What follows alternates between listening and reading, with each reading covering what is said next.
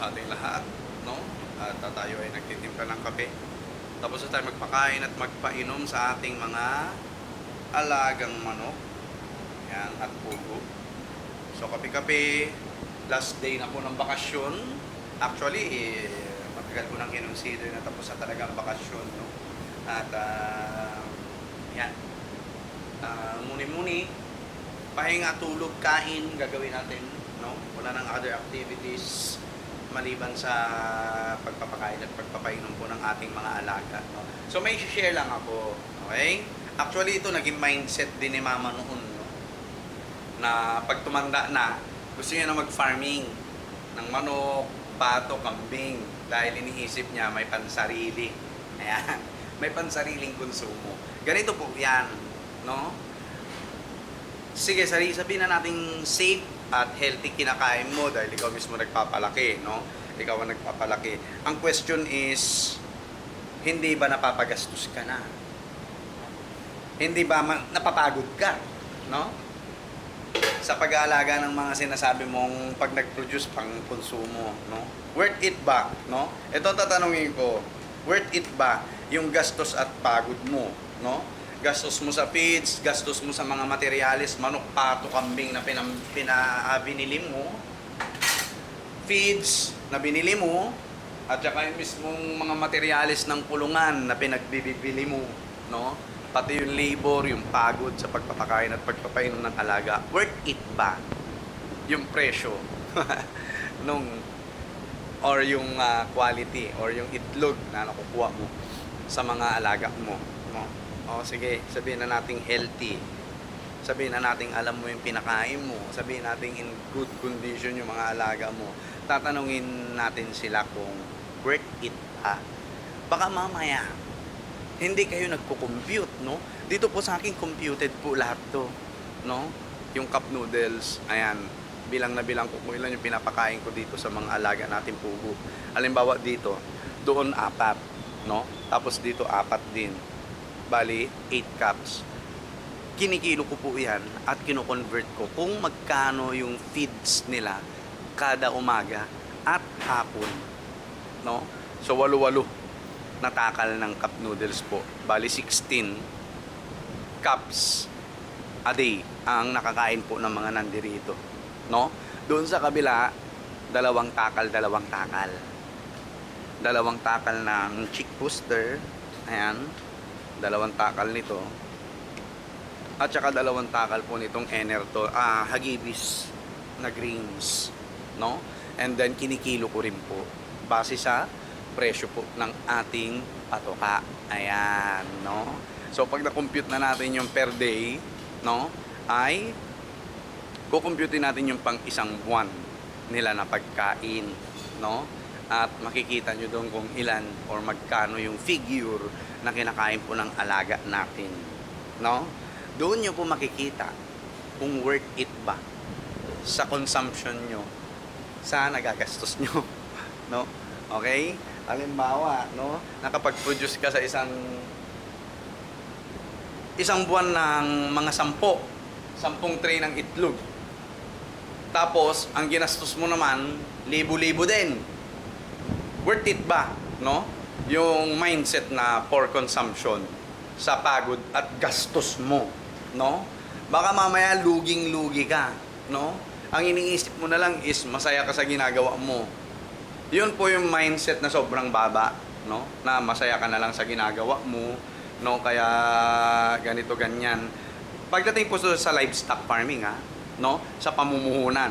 Yung sasabihin mo masaya ka na lang kahit luging-lugi ka na, yung kapital mo naubos na, no? Benta ka ng kung ano-ano para lang magkaroon ng feeds. Tapos ang mapapala mo is pansariling konsumong itlog ng manok, pansariling konsumong karne ng manok, no? Well, in fact, yan yung nagde-drain ng savings mo. Yan yung nagde-drain ng kinikita mo sa ibang racket mo. 'Di ba? Useless. Useless po 'yun. Dapat hindi ganun yung mindset natin pagdating sa livestock farming. Dapat ang mindset po natin is business scale siya. Bakit? Tatanungin ko po kayo kung bakit. Teka lang, kape muna tayo. Bakit dapat ang isipin natin is business scale sa farming? yung tipong sinasabi ko na benta muna bago kain. Kasi the more na ang mindset mo is business, computed lahat, production cost sa feeds, vitamins, gamot. Yung pagod mo, sige, hayaan mo na yung pagod mo, no? Dahil kasama naman yan, no? Pero ako sinasama ko yung labor, yun sa sarili ko, yun sa sali ko po, no?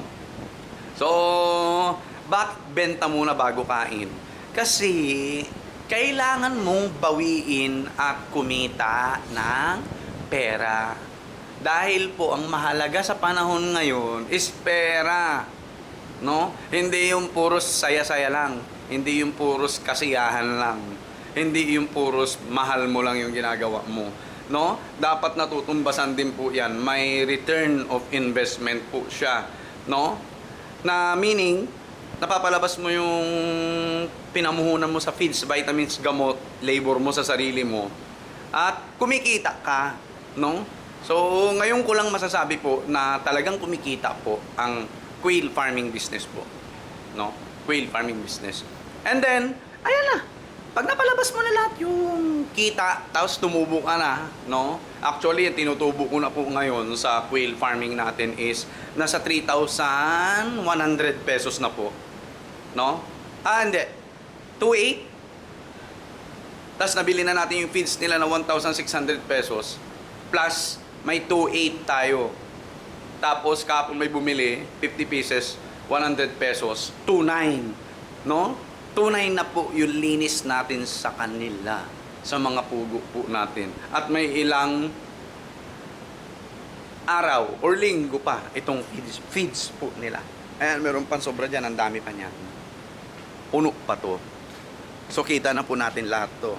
Kasi ito, bayad ko na, no? Sa mga nakaraang araw na pagbebenta natin ng itlog, no? So, benta muna bago kain. Dahil ayan, pwede ako maglaga nito. Ilan? 20, 30? Pansariling konsumo, pambaon-baon ng anak, pambaon-baon ko sa school. Pwede na. Kahit 50 pa niya, kahit lahat yan, ilaga ko. Okay na ako. Bakit? Tumutubo na ako eh. Tumutubo na ako. Kaya safe na yung pang-feeds nila na naman sa mga susunod na buwan. Bakit? Tunay na tayo. And counting pag nagbebenta tayo ng itlog. Di ba nakukuha nyo? Kaya yun po ang sinasabi ko. Benta muna bago kain. Kasi makakain din po natin kung ano yung mga binebenta natin. Itlog ng manok, itlog ng pugo, karne ng pugo, karne ng manok. Makakain at makakain din po natin yan. Always remember, livestock farming is a sustainable source of income and a sustainable source of food. 'Di ba? Yung mindset naman ng isa is for consumption daw. For consumption, hindi naman siya nagko-compute ng production cost. Hindi naman siya nagko-compute, hindi niya naman tinitimbang yung bawat patuka niya dun sa mga alaga niya. No? So, china-challenge natin yung tao na yan na computein mo yung production cost mo. Yung pinampagawa mo ng kulungan, pinambili mo ng mga manok na panimula, feeds, vitamins, gamot in case na naggagamot ka sa mga may sakit. Computein mo lahat yan, pati labor mo sa sarili mo. No? Yung time or oras na kinakain ng pagpapakain at pagpapainom mo sa mga alaga mo. No? Kinakain niya rin yan eh, yung ibang mga obligations mo tsaka responsibilities mo sa buhay. Computein mo rin yon, no? Then, tingnan natin kung magkano ang presyo ng isang manok, itlog ng manok sa sinasabi mong for consumption, no? Baka mamaya ang isang itlog, no? Pag kinumpute mo na, 40 pesos isa na. No? Lugi ka. Magkano lang po ang itlog ng manok sa palengke? 10 pesos to 15 pesos. Niloko mo yung sarili mo. Yes po, ganun po yun. No? Dapat kinukompute nyo rin. No? Kung natutumbasan or mas bumababa ba yung presyo ng itlog ng manok, itlog ng pugo, karne, sa merkado, sa production cost ninyo.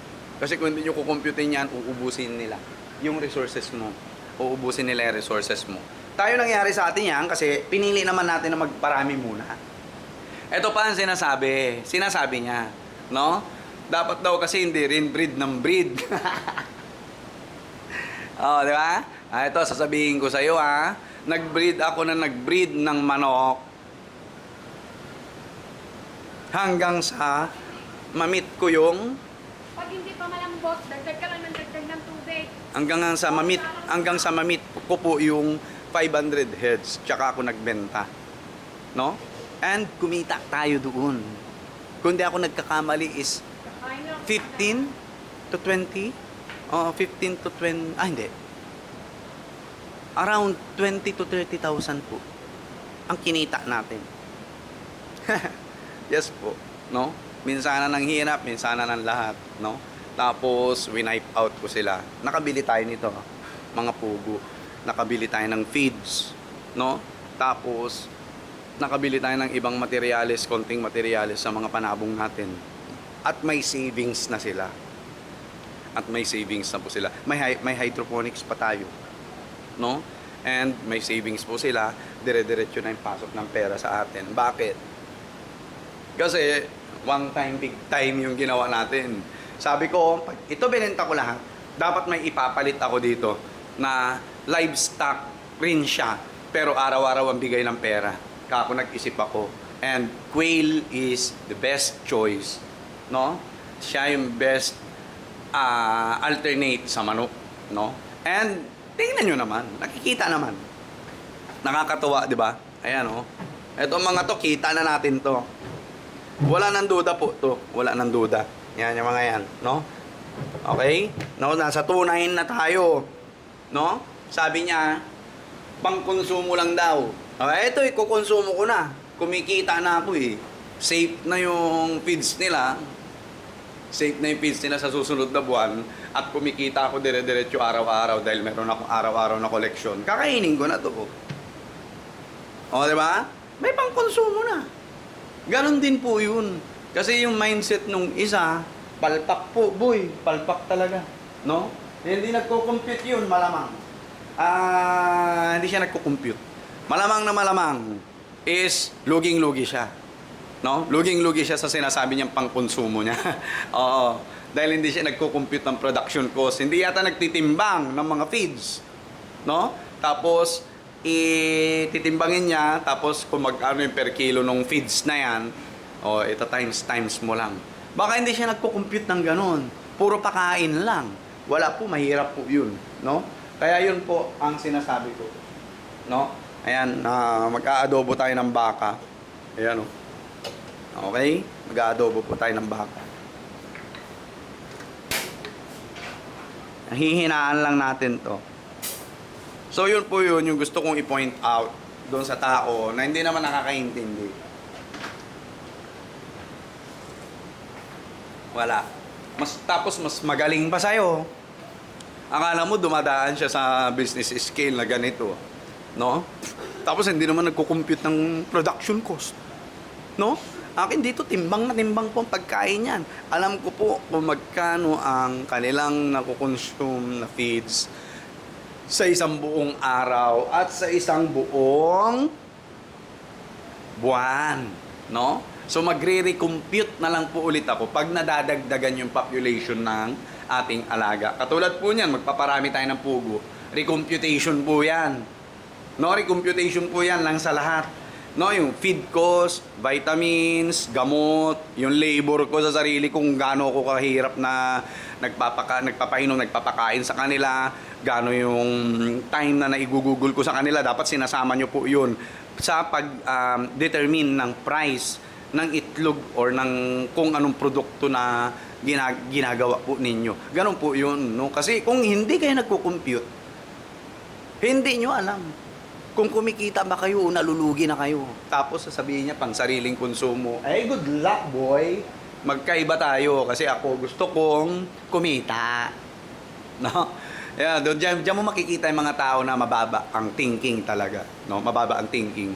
Hindi nila alam lahat ng mga figure. No? Hindi nila alam lahat ng figure. Yan, sigurado ako, hindi niya alam kung magkano yung ginagastos niya kada araw ng feeds. Yes po. Makikipagpustahan ako, hindi niya alam kung magkano yung production cost niya sa lahat-lahat. Wala siyang idea. Hindi niya naglilista kung magkano yung binibili niyang feeds tuwing mag-i-stock siya ng feeds. Hindi naglilista yan. Makikipagpustahan ako, no? Okay? Okay? Yun po yun. Kaya ako nasasabi kong kumikita dahil may listahan po tayo. Computed po yung feed consumption nila at vitamin consumption nila. Opo. No? Kaya nasasabi ko na, itong 2.9 kita ko na. Yung mga susunod na itlog, kita ko na. Bakit? Computed po lahat yan. Hindi ko lang binabahagi po sa vlog natin kasi wala namang may gusto. No? Kukunti lang ang may gusto pala. No? Mga ganun mga content. No? Ang karamihan sa gusto ng mga viewers natin, yung nakikita yung mga hayop na inaalagaan natin ganito. No? Yun naman yung target natin eh. Ayan, yung pag pinapakita natin mga pugo natin, yan ang gusto po nila. Pero yung compute, never mind na yan. No? Ayan, oh. Pero kung may magre-request, pwede po nating gawan ng video yan, no? At para at least, maibahagi natin kung paano tayo nagko-compute. Alright, so yun lang po. Ayan, oh. Malapit na tayo quail breeding and propagation. Ayan na sila, ang dami na nila. Ayan yung mga lalaki natin, no? Tapos natatawa pa ako, bebentahan ko siya. Sabi ko, huwag ka na magmanok at lugi. Sa totoo lang po, kung wala kang matindi-tinding source of income para masustain sila, malulugi ka. Katulad po niya, wala naman siyang trabaho, boy. No? Wala siyang trabaho, wala siyang steady source of income. Ay, naku. No? Kawawang alaga. Kawawa po talaga ang alaga. At mapapako ka doon sa sinasabi nating breed benta, no? Yung breed benta. Okay? Magbe-breed ka, ibebenta mo. Breed, nangangailangan ka, benta mo kasi wala kang source of income. Yung steady, no? Like employed ka, ganyan, no? Doon ka matatalo po talaga pag wala kang pangkapital. Yun, binibentahan ko siya, sabi ko, huwag ka na magmanok, lugi ka dyan. Yes po, dahil dinaanan na natin yan. Pero, kapag ang ibebenta mo is RTL na manok, tas maramihan, kikita ka. Pero yung pagpaunti-unti, wala po, unti-unti ka rin pinapatay niyan. Unti-unti kang pinapatay, unti-unting kinakain yung savings mo. No? Sabi ko sa kanya, bumili na siya ng pugo. Pass daw, pass. Wow, ha? Binigyan ko siya minimum 500 heads sa RTL. Maghanda siya ng 18,000 niya. Kung gusto niya magkaroon. Tapos pass daw, no? Harap-harapan niya sinabing pass. Pero nung nag-alaga ako ng pugo, gaya-gaya. No? Gaya-gaya. Nung nakita nag-alaga ng pugo, rekta. Gusto niya na rin mag-alaga ng pugo that day. Oh my God, kako. Wala to. No? Wala talaga to. At puputulin na natin yung connection natin sa tao na yan. Actually, gusto ko siyang tulungan. Reklamador pa, no? Gusto niya yatang commission sa mga itlog, 50%. Ay, ano siya siniswerte? Maghanap lang siya ng buyer, di ba? Maghanap lang siya ng buyer, laway lang puhunan niya kung nagpapakain ng mga alaga ko. Tapos, nagre-reklamo sa 20% commission. Sabi ko, what? Di ba? Kaya puputulin na po natin yung connection natin sa kanya. One of these days, iba-block na natin para at gusto natin tulungan yung tao pero mukhang mas magaling pa sa atin. Good luck na lang sa buhay niya, di ba? Okay? Tayo ko na yung mga taong ganyan. Toxic po yan, no? Wala namang experience sa pagbibusiness pero kung makapagturo ng mindset daw, okay? Ganun-ganun na lang, no? Di ba dapat siya ang tinuturuan ko? No? Hindi nakikinig. Kala mo mas magaling rin po talaga. Ano? Mahirap po yung ganung mindset. Huwag niyo pong gagayahin yung mga ganung tao, no? Na tutulungan mo na, nagre-reklamo pa, no? Tapos, yung mindset na pang-konsumo, okay? Nag-alaga ka ng manok, ng pabo, ng pato, ng pugo para pang konsumo. Maling-mali po yan. Unti-unting uubusin yung savings nyo yan. Unti-unting uubusin yung lakas nyo yan. Unti-unti pong uubusin yung oras nyo nila. No? Kung hindi natin po gagawing mindset ang benta muna bago kain. O katulad yan. No? Gumikita na ako. Naiawas ko na lahat yung pinambili ko ng feeds. Lahat ng iniitlog nila araw-araw. Ngayon, magmula nung nakarang 5 araw, is dagdag kita ko na dun sa 2,800. Kaya pwede na akong mag-consume. Yun po yun. No? Kaso yung mindset niya, mindset niya is pang-konsumo lang daw. Tapos pabenta-benta konti. Ay, good luck boy. No? So puputulin na natin yung ating connection dyan sa tao na yan. No? Tapos bebentahan natin siya ng bebenta ng mga RTL. Minimum 500 heads, 18,000 kung gusto niya, no? At they all chick ganun din, 500 heads din. So hindi siya makakakuha dito ng 100 heads, 200 heads, 300 heads, 400 heads. Mamuhunan siya para makita niya po, no, yung totoong picture ng pagbi-business, no? At noon, medyo lumalambot na ulit ako eh. Ay, itong taong to, bibentahan ko to kahit 100 heads. Yun lang, 100 heads. 99 pababa hindi ako magbibigay. No, ang ganda sanang consideration yun. Pero hindi ko pa nasabi sa kanya. Ay, nagganyan-ganyan, ang tibay. No? Kala mo mas magaling pa sa akin. Di ba? Hindi naman nagko-compute ng production cost. Hindi niya naman tinitimbang yung feed consumption ng mga alaga niya. So, paano niya malalaman yung figure ng kinakain? Paano niya malalaman yung price ng kinakain ng mga alaga niya sa loob ng isang araw at sa loob ng isang buwan? 'Di ba? Sarap nito, adobong bakaw. Nakakagulat, no? Nakakagulat. All right? So, yun lang po, hindi ako nagagalit, nag-share lang ako, no? Say no pagdating sa livestock farming na for consumption only. Wag niyo pong gagawing mindsets po yan sa livestock farming. Dahil ang livestock farming is nakakapagod at magastos, no? Magastos at nakakapagod. Kailangan magkaroon rin ng return of investment. Kailangan ang mindset po natin is business scale. Hindi yung for consumption only. Talo po kayo diyan. Bakit? Dapat benta muna bago kain, sabi ko nga eh. Magbenta ka muna. Compute mo lahat yung ginagastos mo and then tsaka ka mag-decide ng mga price ng mga product mo and then mag-market ka na, magbenta ka na. No? Tapos kapag na meet up mo na yung pinambili mo ng feeds, yun lahat yung kita mo na sa remaining days or weeks ng buwan. And that's the time, pwede na akong kumain ng itlog ng pugo. Ano? Ilan ba gusto mo ilaga? 30, 50, hanggang high blood tayo. Di ba? So, yun lang po. God bless po sa ating lahat. Last day na po ng ating pasok, ng bakasyon, and more on pahinga na po tayo. God bless po sa ating lahat. Peace.